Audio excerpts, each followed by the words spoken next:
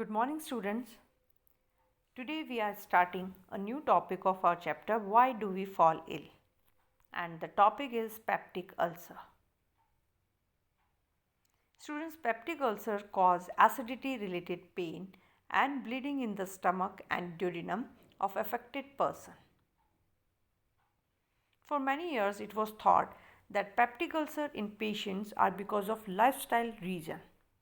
Like stress in the life leads to secretion of lot of acid in the stomach which eventually causes these peptic ulcers. But Barry Marshall and Robin Warren recently proved that a bacterium Helicobacter pylori was responsible for peptic ulcers. And according to these scientists, patients should be or could be cured of peptic ulcer only when these bacteria were killed in the stomach using appropriate antibiotics.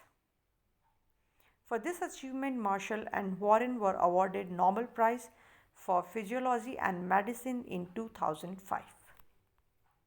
Now student, although we know this disease is actually caused by a bacteria, but aspirin and the related drugs and alcohol, coffee, tea, these can interfere with the healing of peptic ulcers. Smoking is also known to slow ulcer healing. So whether or not an ulcer is caused by infection, people with peptic ulcers should avoid use of these substances. And now let's move to our next topic, that is AIDS. You must have heard about this disease, students. And recently on 1st of December we have celebrated AIDS World AIDS Day. The full form of this term AIDS is acquired immune deficiency syndrome. This is a fast spreading incurable disease and it is a serious health problem that threatens the entire human population. Student, AIDS was first noticed in USA in 1981. Actually, it is a disorder of immune system of the body and it is caused by retrovirus HIV, which is human immunodeficiency virus.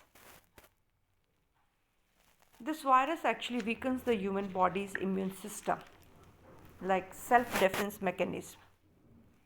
As AIDS virus reduces the natural self-defense mechanism of the body, the latter becomes prone to several other infections.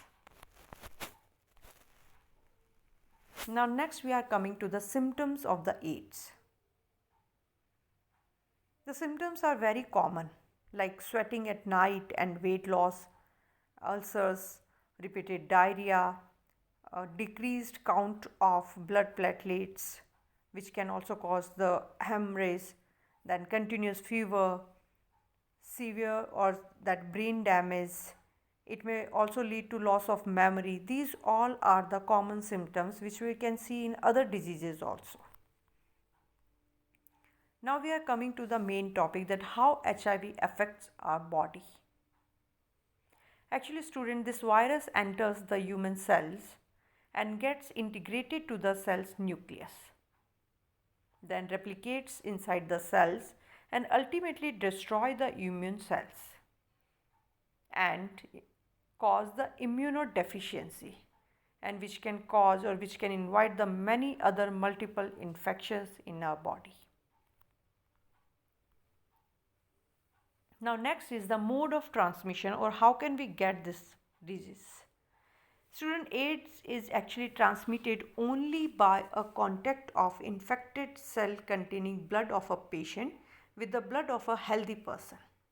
So it can spread through unprotected sexual intercourse with an infected partner, or use of contaminated needles and syringes, use of contaminated razor for shaving, use of contaminated needle for boring pinas and other things.